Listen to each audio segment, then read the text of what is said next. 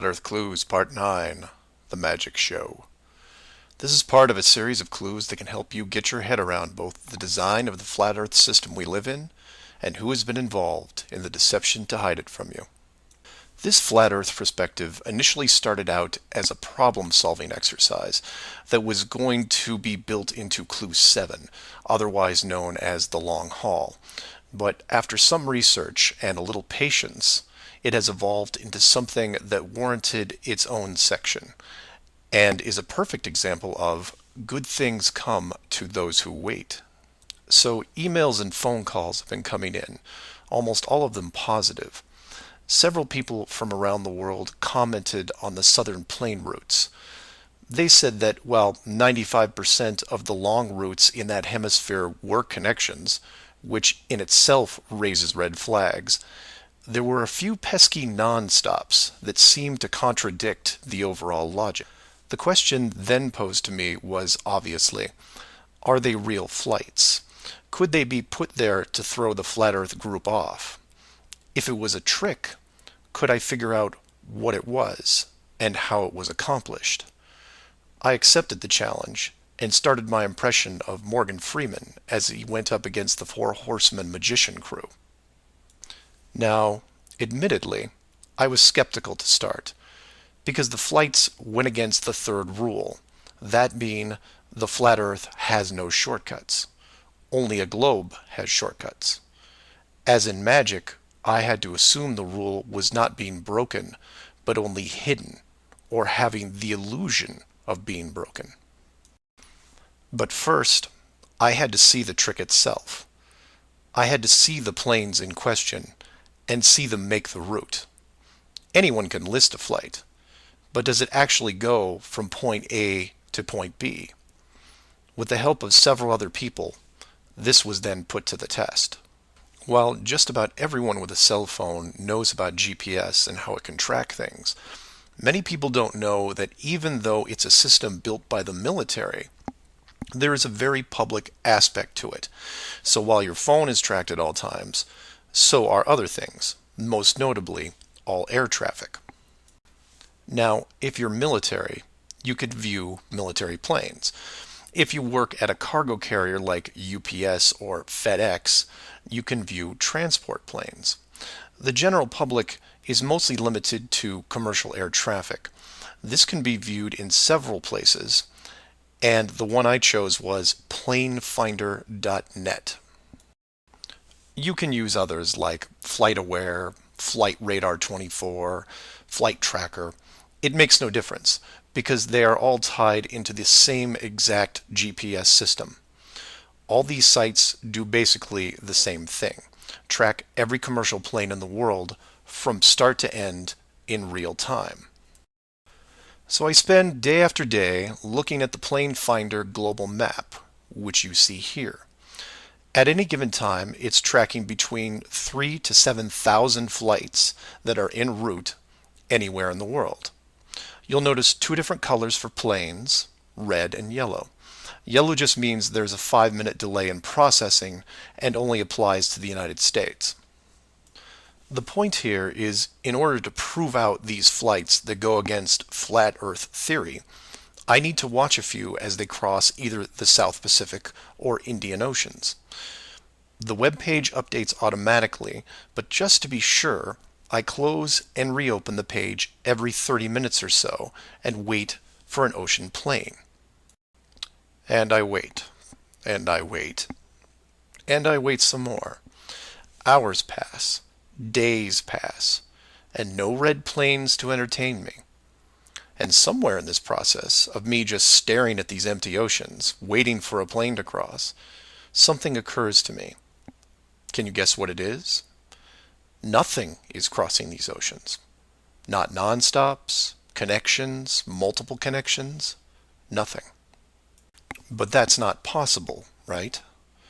The planes have to reach their destinations. So I change gears and just watch the coastlines of anything in the southern hemisphere, and I start to see it. I follow a simple plane out of Brazil on its way to South Africa, which, by the way, is not part of the long haul argument. It's offshore just a few hundred miles. I get something to drink, and when I come back, it's gone. Just a glitch, right? So I follow another, and another, and the same thing happens again and again. Once the plane reaches an imaginary line in the water, GPS makes it disappear. Then a friend who is also working on this problem sends me some links, which I've included in the description. I encourage you to take a look at them. At first, they don't seem like much, just an average flight log showing speed, altitude, locations, things you could expect.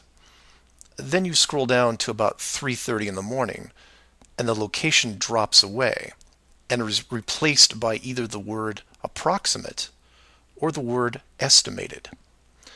This then continues for the next 5 hours until, miraculously, 1 hour before landing, the flight log reestablishes itself, and the GPS system shows the plane in real time about to reach its destination.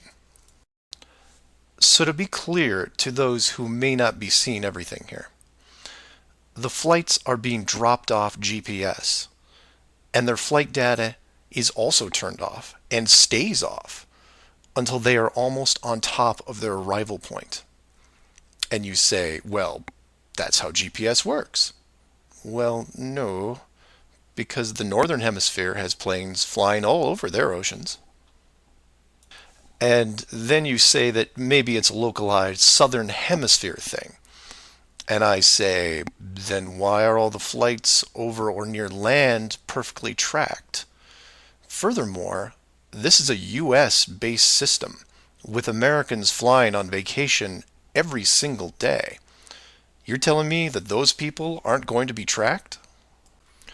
In addition, the Vanishing Plane Act is happening to not only the South Pacific and Indian Oceans, which I would expect, but also the South Atlantic, which isn't part of the flat Earth argument.